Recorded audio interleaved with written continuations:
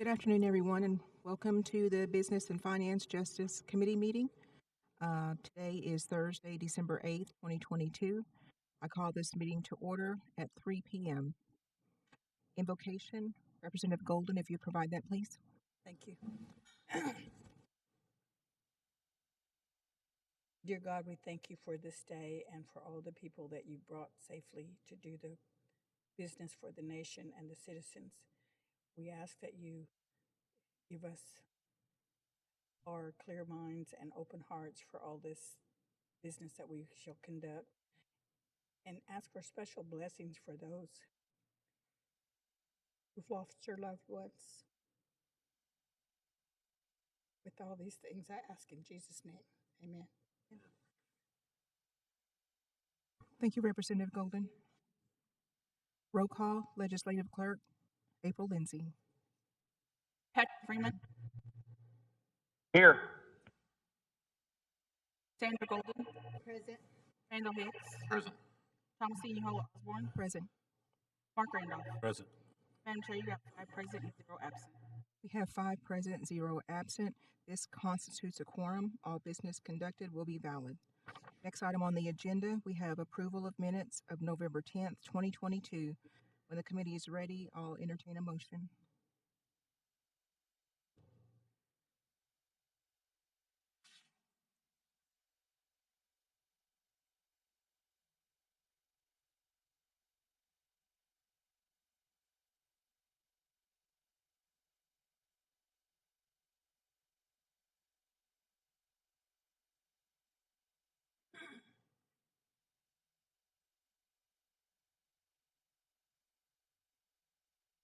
Madam Chair, make a motion to approve the minutes with any changes as necessary. We have a motion from Representative Hicks to approve the minutes with any changes necessary. We have a second from Representative Randolph. Discussion? Hearing none, roll call vote, please. Randall Hicks. Yes. Mark Randolph. Yes. Patrick Freeman. Yes. Sandra Golden. Yes. Madam Chair, you got 4 in favor and 0 against. We have 4 in favor, 0 against. The minutes of November 10th, 2022 are approved. Next item on the agenda is order of business. TR 22-177, a tribal resolution of the Muskogee Creek Nation authorizing the principal chief to execute a memorandum of understanding with the Muskogee Creek Nation and the Seminole Nation of Oklahoma for the shared use of courtrooms. Sponsor, Representative Sandra Golden. Madam Chair, motion to do pass. We have a motion for due pass from Representative Golden. Second. We have a second from Representative Hicks. Discussion, Representative Golden. Is there anyone from the court that knows about this resolution?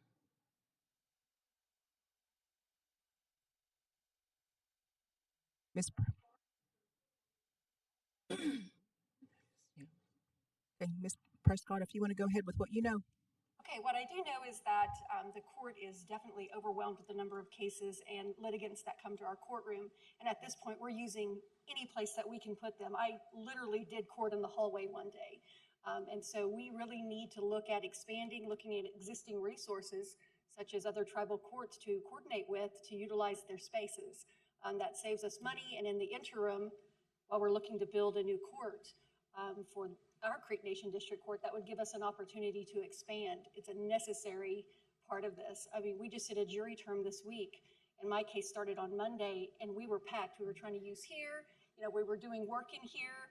We've used the council chambers, and it does get to the point where it's affecting the safety not only of our citizens, but our court staff.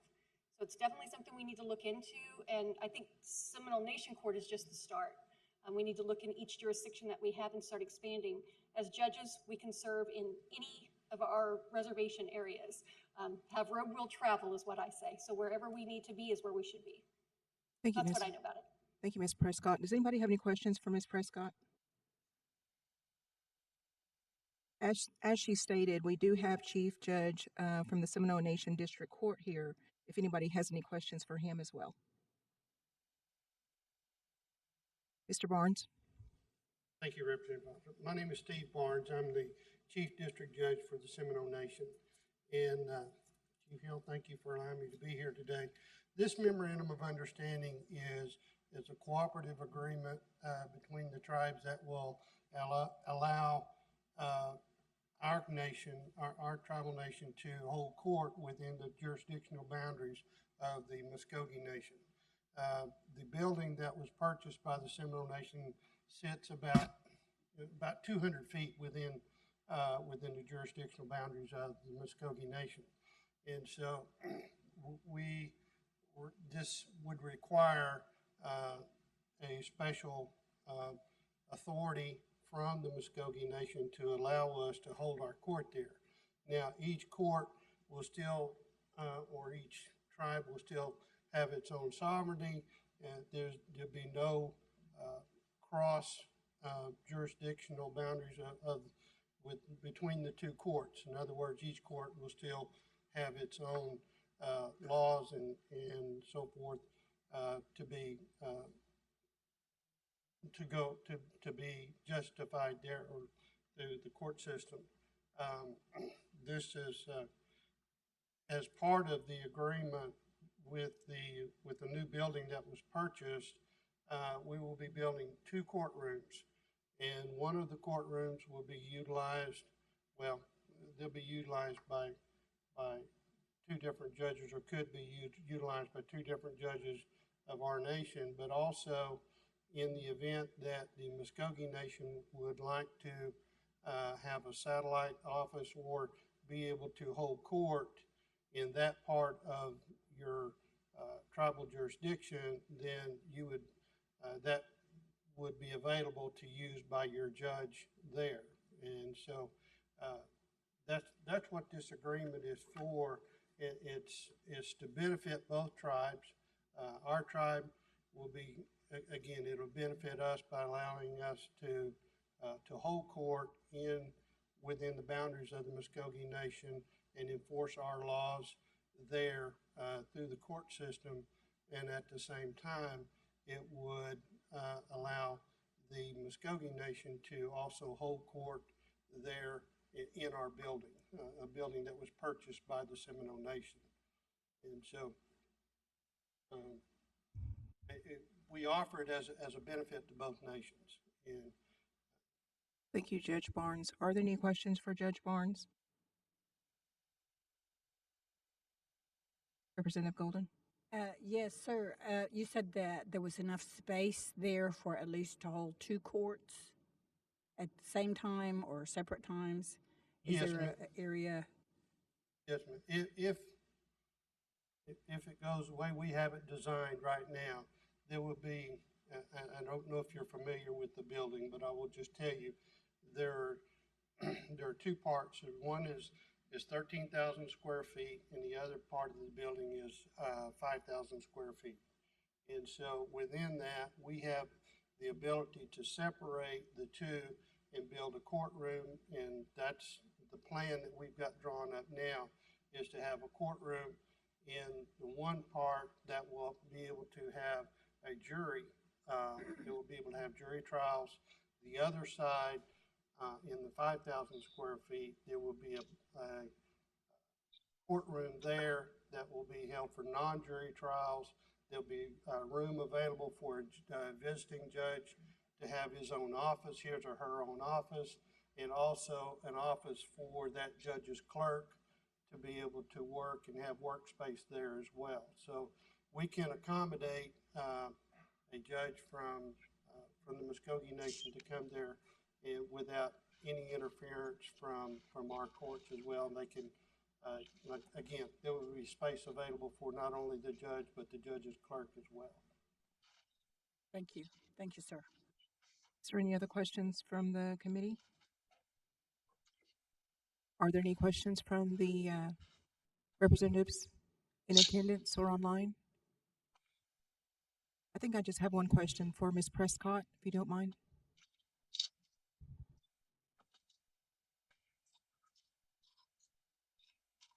As far as cases for that area back there, could you see us utilizing this space? Because I don't know the caseloads. absolutely. Of course, our heaviest caseload is our criminal docket. We're looking at thousands of cases, where in the first year before McGirt was about 40 cases. So we have increased significantly. And I'm talking felonies. We went into a sounding docket, and I would say in state court, when you go to a sounding docket, which is your lineup for jury trials, there's about 30 to 40 cases. We had 500. That's a lot. And so we whittled those down through a process. And so absolutely utilizing, I've talked to Chief about this. We've got to start utilizing existing resources to expand our court availability. We have to go to our people. We're asking one of our biggest issues is transportation for our citizens. And if we're going to that area, that's why they miss court. They're missing court because they don't have that transportation, and it doesn't do us any good to help our fellow citizens if we're not providing that service to them. So I absolutely, I've not ever had the conversation with Judge Barnes, but I know him very well over the last 20, he has a little more years on me, but not very much, 24 plus years. And I have no concerns at all in being able to work with him. I appreciate it. Thank you. Of course, thank you. Representative Golden? I don't have any more questions, but I did have a short conversation with Judge Wiley, and what he said was he thought this was like more like, if needed be, Absolutely.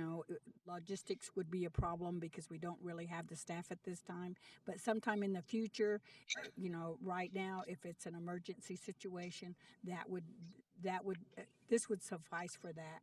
But it would have to be in a planning for down the road, basically. I totally agree. We have a lot of staff here that we've crammed into every You can't nook and move cranny, everybody but at the until same we get time. fully trained and everybody's able to, we don't want to dilute the process by spreading people out that aren't prepared to handle the types of cases, but we'll get there.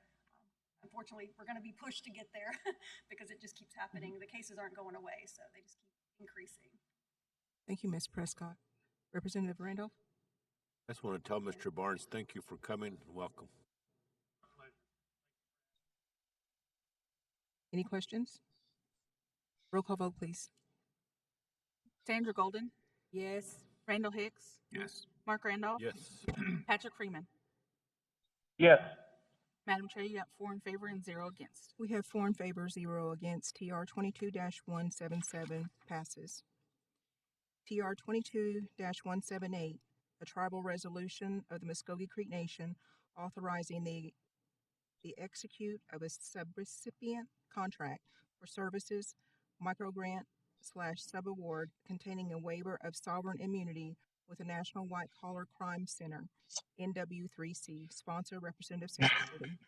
Madam Chair, I make a motion for due pass. We have a motion for due pass from Representative Golden. Second. We have a second from Representative Hicks. Discussion, Representative Golden? Do we have someone from?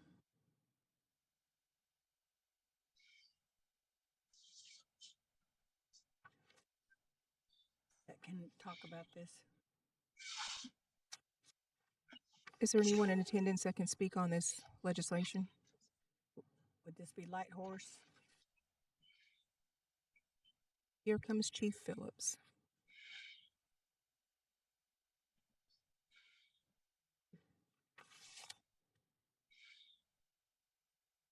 ma'am, Representative Golden. With this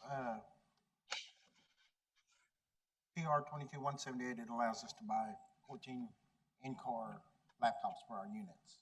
It'll allow us to purchase units, though. Hear you.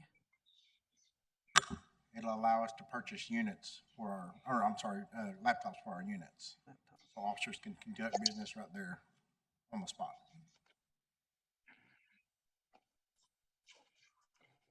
Any questions from the committee? Representative Golden? Didn't we have a separate thing not too long ago to buy laptops also? Was there another grant or something like that? Yes, I believe so, yes. Yeah. Do you remember how much that was? That was I understood that was a grant, and it was going to allow the police department to do that, but it was to do very similar. And I thought I remember you saying laptops for them. Yes, and this also allows us the same to purchase additional laptops as Okay, well. so how many are we talking? Altogether, I believe this will give us about 60, 30 or 60, somewhere in there. It's in that area. I want to say 30. I think the last one allowed us 16, this one allows us 16, so it'll be Okay, 32. so this would be for every unit. Every unit out there, yes, ma'am. And even that won't be enough because I have a total of 68 officers. Any more questions for Chief Phillips? Any questions from the representatives online or in attendance? Roll call vote. Oh, I'm sorry. Mr. Haskins? Because it's a contract. I just wanted to ask Chief, because anytime we agree to indemnify, pay attorney's fees and costs of another party or subject ourselves to the jurisdiction of another state, we're really giving up our ability to enforce the agreement. So as I have mentioned before, the thing that we need to look at primarily is this a sole source? Is this the best source for the product? Is this someone we've dealt with before that we've had a good outcome? You look at the amount of money that's involved, because very literally on issues like this, especially when it's an out-of-state vendor, if we had to, I mean, none of the attorneys in the AG's office nor I are licensed to practice law in Massachusetts. If they breached the agreement we had to sue, it would cost us more to enforce the agreement than what the value of the agreement is. So the amount of money, I think you always need to kind of anticipate a worst-case scenario. So if something was to go wrong, we probably will not recover it. So really the questions are for Chief. I just don't know this organization. Are they someone we've used before? Is this the best source for the product? Those kinds of questions. And thank you, and I apologize. Thank you. And I know they have been researched, and I know our grant writers have worked with these people before, I'm sure of. So with that, I think that's why we went with this agency here as well. Okay. Question. Representative Golden? So with this, it's authorizing sub-recipient contract. Do you have a copy of the contract that someone would be signing? I do not, but I will get that to you. I do not have that with me now. Is this like an emergency situation that we need these like yesterday, or could this wait for a No, period of time for us to look at that contract? Right. I can get that contract to you guys. And like I said, with the other former grant, we'll have some coming. This will be an addition too. So yes, we'll have officers that have some now. However, they're obsolete, but these will be the updated version. So we have units in their cars as well. So, I mean, yeah, I'll get you the contract. Yeah. So you could look at it. Yeah, so I just have a question as to whether or not if we approve this, would we already approve the contract? And I'd prefer to look at the contract or have our attorneys in the AG's office look at the contract before we went forward with it. Understood. Representative Golden, you're the sponsor of the legislation, so. Okay. Okay. All right. That's why I was asking how long. Mr. Wilson from the AG's office. Mr. Wilson? Thank you, Madam Chairman. The TR, our office did review it, and the reason for the TR, because there was the waivers, our office was informed that this was the best grant out there for this use, and due to the amount that it was rather straightforward. But the vendor, the grantee, was providing us a grant. We're a sub-recipient, and it was different than if we were to be a direct grantee of a grant for federal funds. So the money was given to the National White Collar Crime Association, and that is the company that was given this grant out to us. So we were identified through the process, well, not us, but Lighthorse, to expand all that technology to put it in the vehicles. Okay. It did go through our office, and that's why we had the TR. Okay. Thank you, Mr. Wilson. Are there any questions?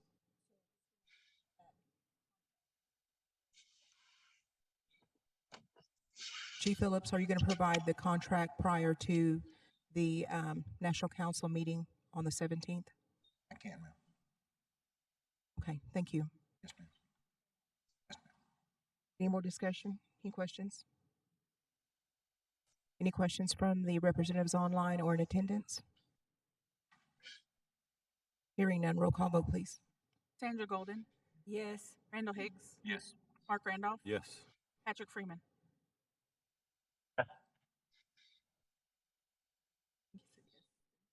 Representative Freeman, can you say that again? Yes. Madam Chair, you got 4 in favor. Did you hear? Yes. Yes. You hear me? Yes. Yes. Okay. You have 4 in favor and 0 against. We have 4 in favor, 0 against. TR 22-178 passes.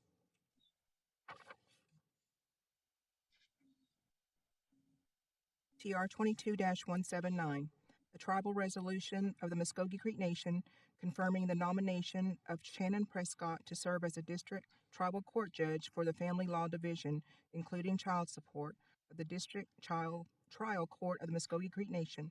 Sponsor, Representative Mark Randolph. Motion to pass. We have a motion for to pass from Representative Randolph. Second. We have a second from Representative Hicks. Representative Randolph. Ms. Prescott, would you like to come forward, please?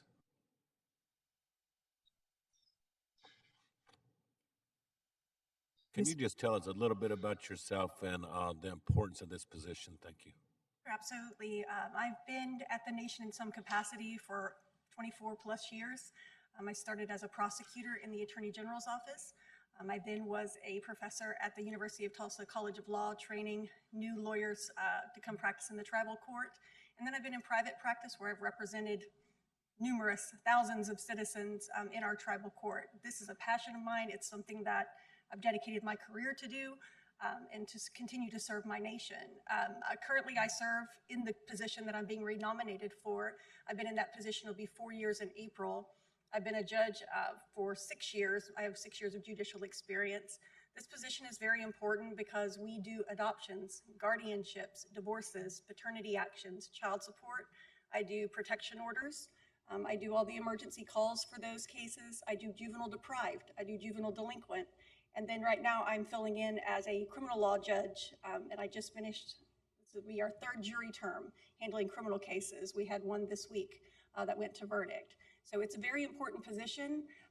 I don't want us to step back. We cannot lose any more judges at this point. We are moving forward. I work great with Chief District Judge Wiley. We try to communicate as much as possible when we don't cross each other's paths all the time. But I'm usually on the bench. That position currently is part-time. And so as about 2 to 3 days a week, I am on the bench here. So those cases are pretty heavy, and I do, like I said, the criminal law as a backup. And so there's a lot of work to be done. And so I just ask for your support and keep me in this position so I can continue to do good work for our nation. Thank you, Ms. Prescott. Yes. What we're going to do is we're going to hold discussion for the pre-agenda on Saturday, December 17th at 9 a.m. Yes.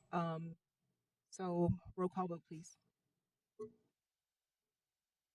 Mark Randolph, Yes. Patrick Freeman, Abstain. Sandra Golden, Yes. Randall Hicks. Yes. Madam Chair, you got 3 in favor, 0 against, and 1 abstention. Okay, we have 3 in favor, 0 against, and 1 abstention. TR 22-179 passes.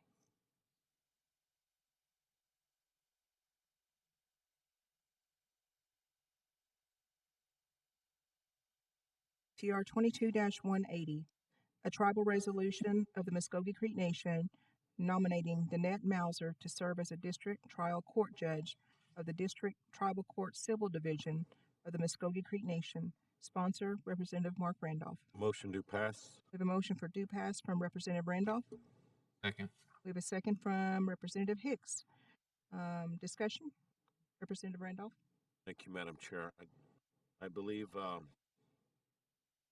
Ms. Mauser is I'm here on Zoom. go right ahead. You have the floor.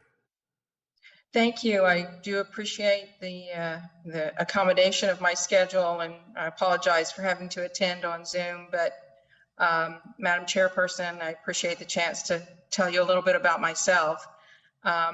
Shannon and I have very similar backgrounds, but I did start working with the tribe back in 2005. I served a 6-year term on the Supreme Court and enjoyed that and felt that we did good work and had some pretty serious issues to deal with at that time. That was also part-time, and my career has been in civil litigation. The position that is open here is for a civil court judge. That is my background, civil litigation. And then, of course, I did the appellate work for the Supreme Court. I'm currently a special judge in the Muskogee District Court, working on a single case right now. I am thrilled to have been asked to come and fill the vacancy that is coming up from Judge Leeds' departure, where she is going to go be the dean of the Arizona State Law School. Great thing. I worked for almost 20 years as a corporate attorney for Walmart. And I have moved, and I was doing that when I was on the Supreme Court, but I have moved to Oklahoma. I'm happily reestablished in Tulsa, and I think it would be a great fit for me and the court, and I hope that you all agree. I'm happy to answer any specific questions about my background. I have supplied a resume. I don't know if you all have had a chance to look at that, but if you have any questions, I am well-versed in complex civil litigation and just general civil litigation. So I'm looking forward to it. I hope I do get the opportunity to fill out Stacy's term. Thanks. Thank you, Ms. Mauser. As with Ms. Prescott, we're going to hold any questions for the pre-agenda on Saturday, December 17th at 9 a.m. so that the full council will have an opportunity to ask questions. Certainly. Roll call vote, please. Mark Randolph. Yes. Patrick Freeman. Abstain. Sandra Golden. Yes. Randall Hicks. Yes. Madam Chair, you got 3 in favor, 0 against, and 1 abstention. We have 3 in favor, 0 against, and 1 abstention. TR 22-180 passes.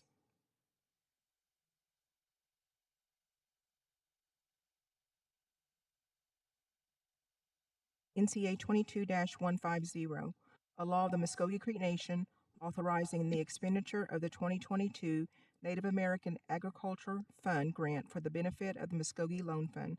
Sponsor, Representative Mark Randolph. Motion do pass. We have a motion for due pass from Representative Randolph.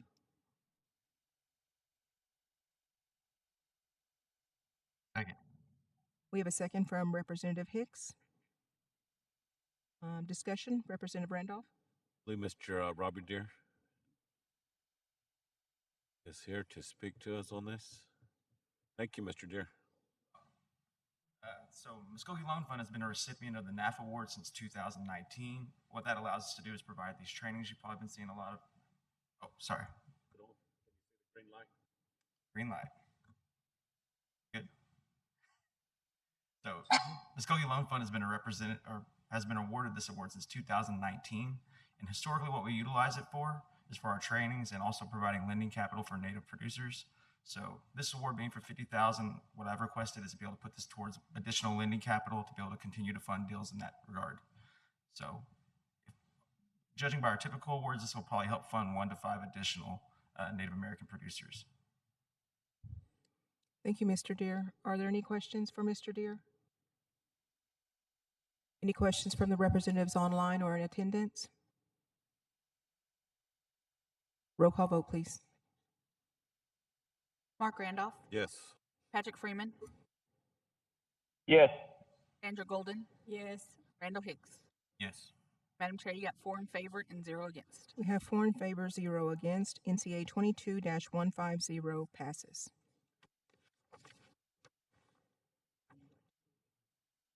At this time, I relinquish the chair to Vice Chair Representative Golden. Thank you, Madam Chair. The next item on our agenda is NCA 22-151, a law of the Muskogee Creek Nation authorizing the expenditure of the District Attorney's Council 2022 JAG Lee Grant Award for the benefit of the Muskogee Creek Nation Light Horse Police Department. Sponsor, Thomasine Yehola Osborne. Motion for due pass. There's a motion for a due pass from Ms. Osborne, second by Mr. Randolph. You have the floor, Ms. Osborne. Chief Phillips.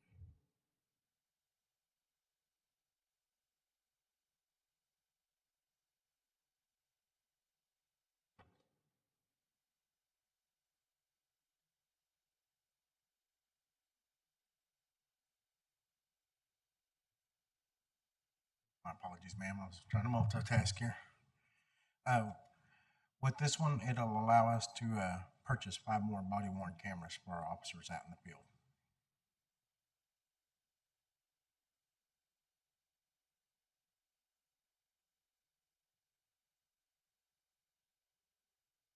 Are there any more questions for Chief Phillips from the committee? Any questions for committee council members online or in the audience?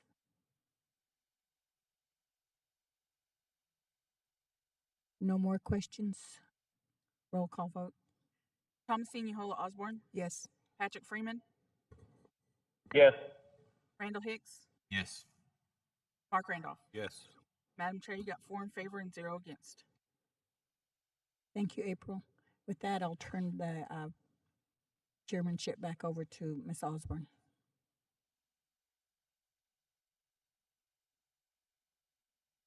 NCA 22-152, a law of the Muskogee Creek Nation appropriating funds to purchase radio equipment for various departments. Sponsor is Speaker William Lowe. Madam Chair, motion to do pass. We have a motion for due pass from Representative Golden. Second. We have a second from Representative Hicks.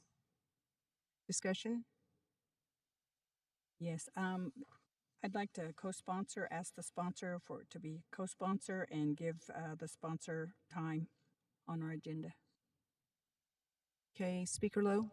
Yes, ma'am. We have a request to add Ms. Golden as a co-sponsor. Yes, Madam Chair, that's fine. And if you'd like to speak on this, sir. Yes, ma'am. Thank you very much. Madam Chair, I'd like to yield my time to Mr. Bobby Howard, please.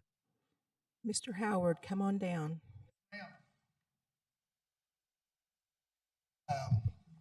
Madam Chair, Council, Speaker.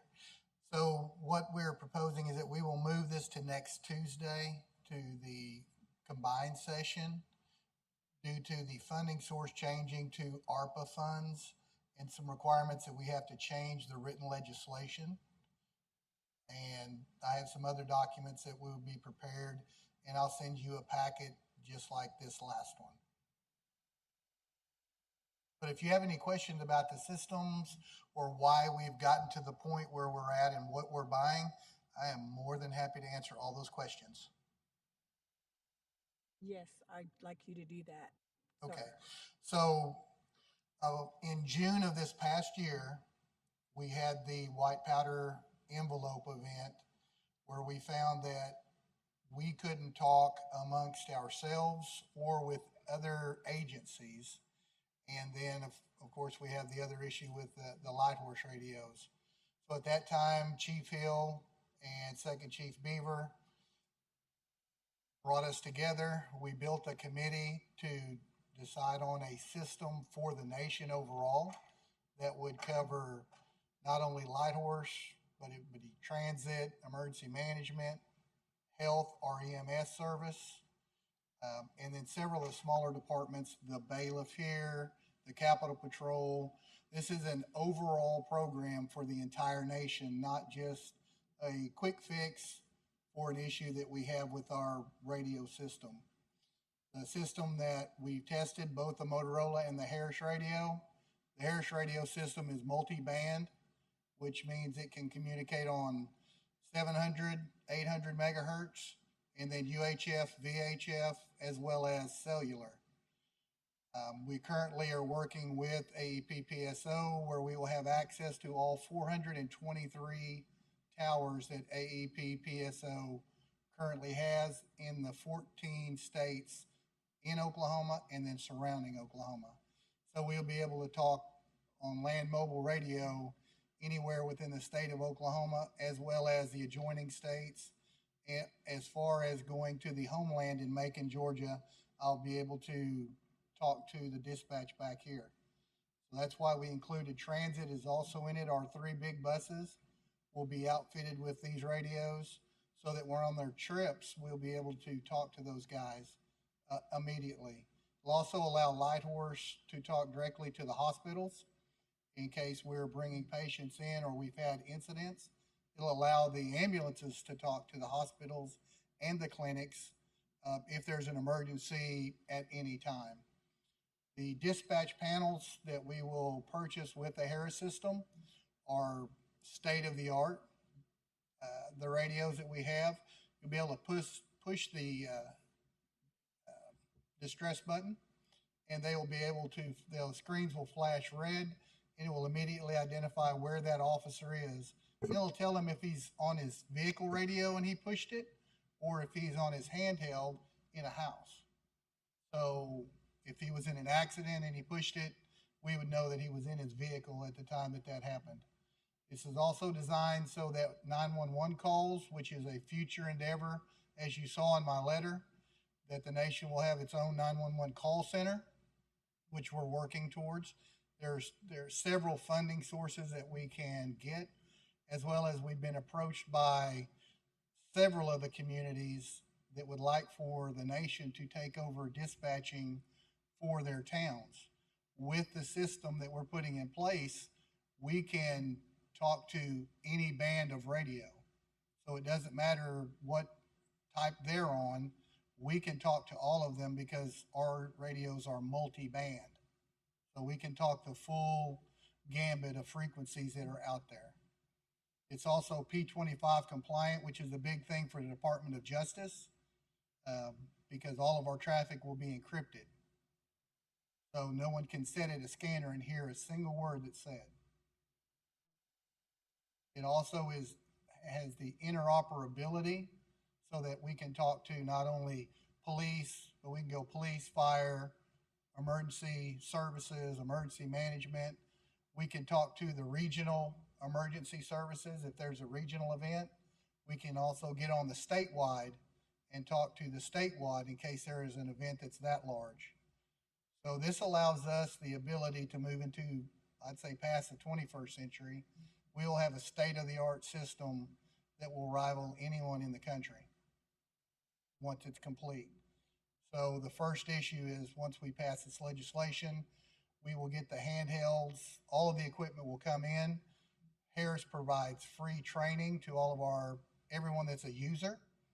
We'll also have the ability to program our own radios, which we do not now. We also will have the ability to develop our talk groups within the radios, which we do not have now. If we have an issue programming a radio, we have to send it to the Oklahoma Department of Public Safety, and the wait time getting it back is anywhere from 2 to 3 months. We'll be able to do it immediately.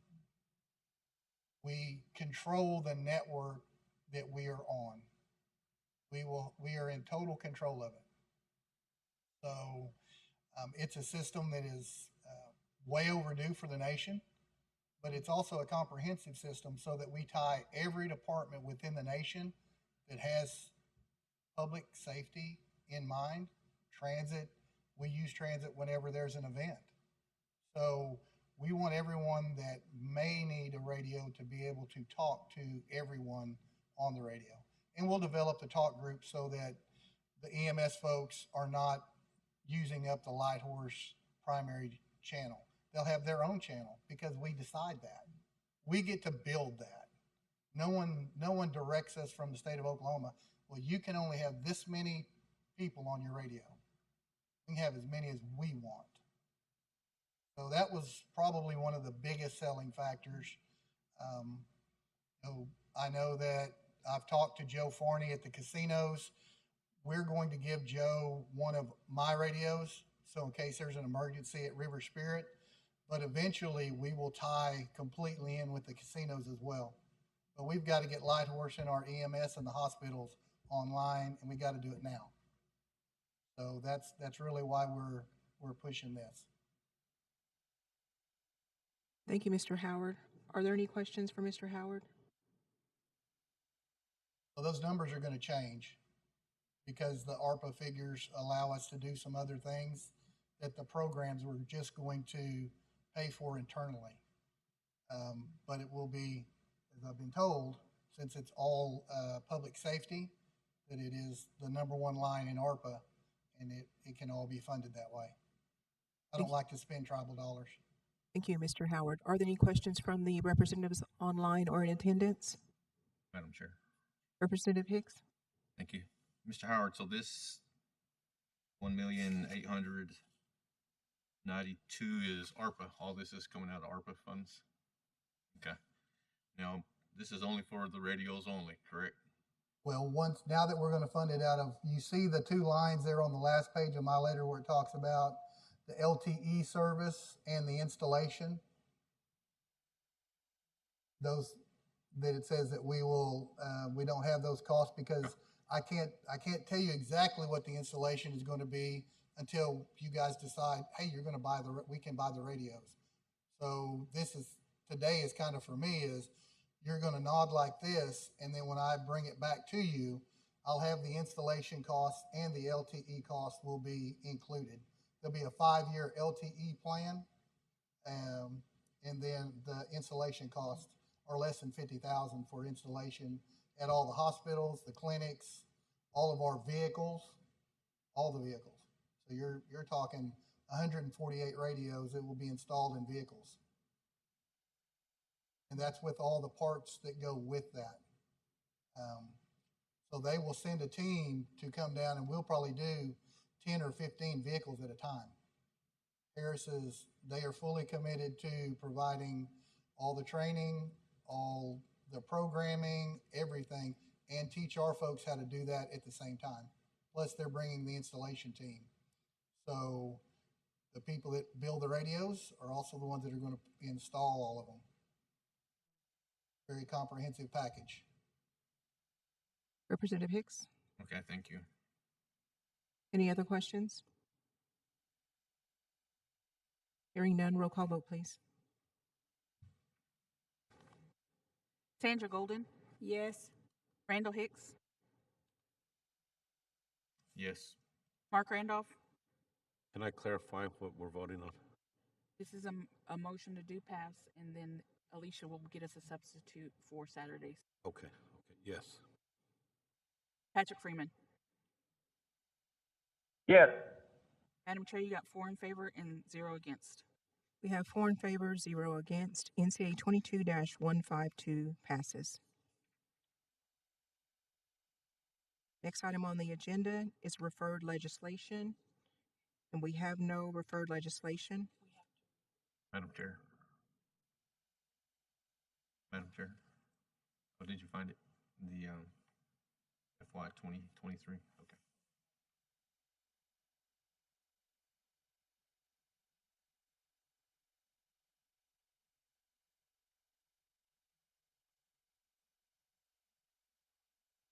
Sorry, I was looking at the wrong agenda. Okay, so we have FY 2023 Comprehensive Annual Budget Funding.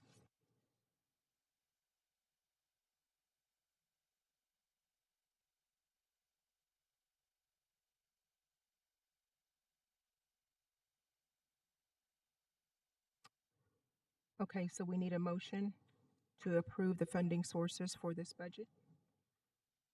Madam Chair, I make a motion to approve the FY 2023 Comprehensive Annual Budget Funding Sheet as provided. We have a motion from Representative Hicks. Do I have a second? We have a second from Representative Randolph. Discussion?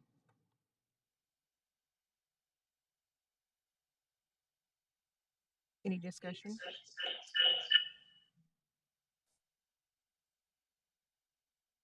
Any discussion from the representatives online or in attendance?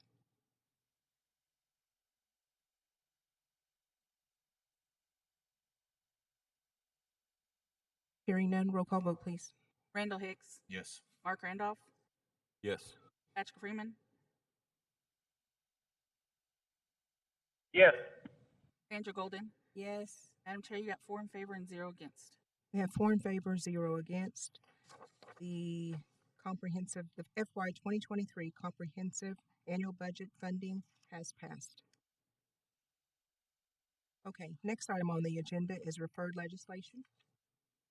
We have no referred legislation. Next item on the agenda is other business. Madam Chair, Representative Hicks, motion to add NCA 22-153 to the agenda. we have a motion from Representative Hicks to add NCA 22-153 to the agenda. We have a second from Representative Randolph.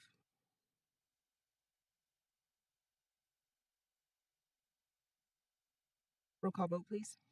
Randall Hicks, Yes. Mark Randolph, Yes. Patrick Freeman, Yes. Sandra Golden. Yes. Madam Chair, you got 4 in favor and 0 against. We have 4 in favor, 0 against. NCA 22-153 is added to the agenda. NCA 22-153, allow the Muskogee Creek Nation approve the comprehensive annual budget for fiscal year 2023 and providing for appropriations. Sponsor is Representative Randall Hicks. Madam Chair, motion do pass. We have a motion for due pass. Second. We have a second from Representative Randolph. Discussion? Madam Chair, I'd like to give Chief or Patricia time.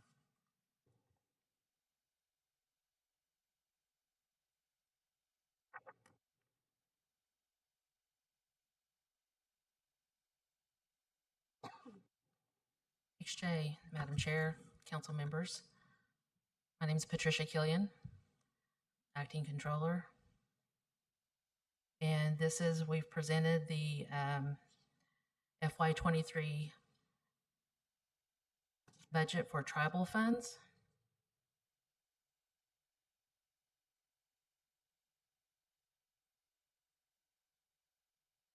Do you have questions for me, or what kind of information would you like to know? Does anyone have any questions for Ms. Killian? Representative Golden? Yes, thank you, Madam Chair.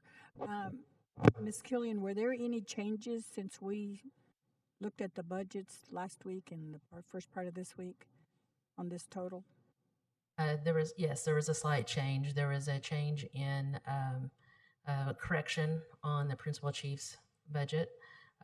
The Schedule A had the combined salary with the extra days, so we split that out, and actually that budget actually dropped for that. Would you like to know what the amounts are, or? Well, yes, because you have a total appropriation of 360, and so I thought, well, if you made any changes, then okay, these are it's just the one. Ms. Killian, we've been handed the updated correction. The email, we've just been handed that.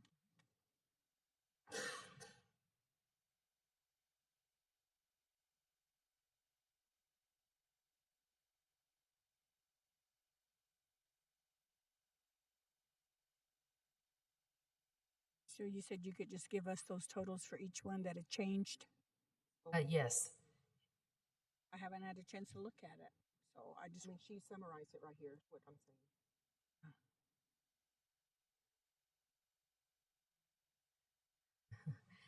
Besides that, the other two changes were two of the special appropriations. They were actually in there as a double amount.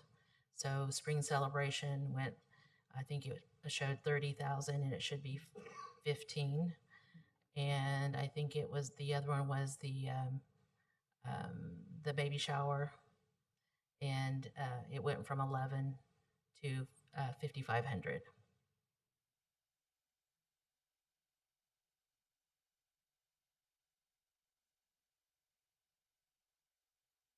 Thank you. Thank you.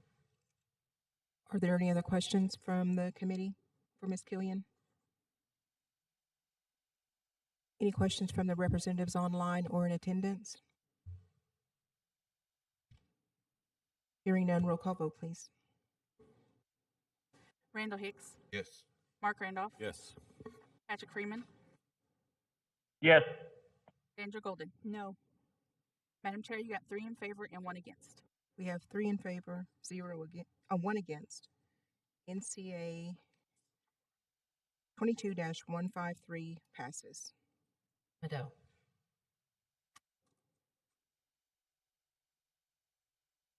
Next item under other business is MNGE GOAB. I believe Mr. Ray. Yeah, he was on there, Pat's on there, and I think Kevin and G was on. Yeah, there's Mr. Ray. Okay, Mr. Hello, Ray, Madam Chair. you'll go ahead with your report.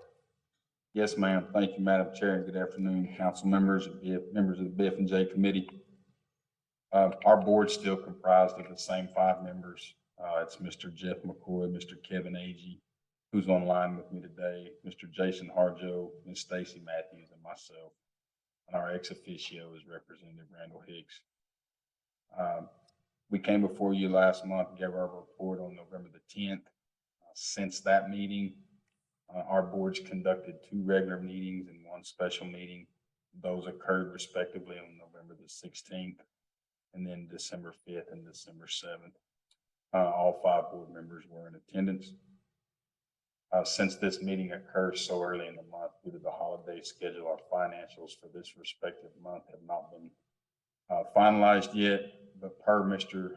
Crofts, our CEO, operating revenues for the month of November were at or our budgeted levels. Mr. Crofts indicates that our budgeted November distribution number of $8.5 million, we will be able to achieve that at a minimum. The regular monthly financial summary and tribal employment summaries, they'll be delivered by Mr. Crofts to the committee and to the National Council once they are finalized. Tribal employment, our tribal employment percentage remains around 43%, with 26% of our total workforce being Creek citizens. Approximately 1/3 of our salary and supervisory positions are also Creek citizens as well. And total workforce fluctuates, but it's primarily just right around 2,000 individuals. Staffing levels in the last couple of weeks, we have a number of flu cases among our employees, but management indicated last night that it has not affected adequate staffing or customer service levels at our respective sites. As it relates to Bank of Oklahoma and our term loans, we're still in compliance with all of our financial covenants under our loan agreement. Our FY 2022 audit, mixed audit field work, has been completed, submitted to management for their comments. Mr. Madsen with the Forbes team provided an update at last month's meeting, and then they will be back in front of us either the December last meeting that we have in December or the first meeting in January to present their final report. And Mr. Madsen assured us that our audit will be achieved by the required deadlines, and all of our filings will be made according to the timelines that they presented. Our project update for November, as far as the Muskogee flood mitigation project, still working with Wallace Engineering to address the source of flood water on the west side of the property. Bronze Oak Construction won the bid for that respective work, and management is currently working to complete the contract with Bronze Oak. As it relates to the new Eufaula Casino project, JCJ Architecture was selected to design that respective project, and an AI agreement was executed at last night's board meeting for their respective services. The Southern Village Trailer Park, which is the property located across from River Spirit Casino, Thompson Construction has started removal of the vegetation, shrubs, and trees on that site. It does look significantly better. I was able to view that last night. Management met with the city of Tulsa, and we're going to need to provide survey details to the city of Tulsa so they can then present to the Corps of Engineers as it relates to that project. And we executed the necessary documentation to make that happen last night as well. River Spirit Flood Mitigation Project, which is funded significantly with some ARPA funds. Still currently developing the contract with Walter Moore. P&G Native is our technical project manager for that, and management's still working through the bids for survey civil for that respective project. Employee holiday Christmas parties began this week. I submitted a list of those Christmas parties that are taking place at our respective casino sites for our employees to Representative Hicks for him to be able to distribute to the National Council and other individuals as necessary. Our next regularly scheduled meeting will be on December the 21st at 6 p.m. and those will be held in the mezzanine classrooms there at River Spirit Casino. And Madam Chair, that concludes my report. I have our Vice Chair, Mr. A.G., and I have our CEO, Pat Crofts, on the line with me, or if there are any questions from the committee. Thank you, Chairman Ray. Are there any questions for Mr. Ray? Any questions from the representatives online or in attendance? Mr. Ray, there are no questions, so we appreciate your report. Thank you, sir. Thank you, ma'am. Is there any other business? Hearing none, we'll go to announcements. Any announcements from the committee or anyone else? Hearing none, do I have a motion to adjourn? We have a motion to adjourn from Representative Hicks. We have a second from Representative Randolph. All in favor, say aye. All opposed, same sign. Representative, well, I'll pray today, if you don't mind, if you'll stand, please.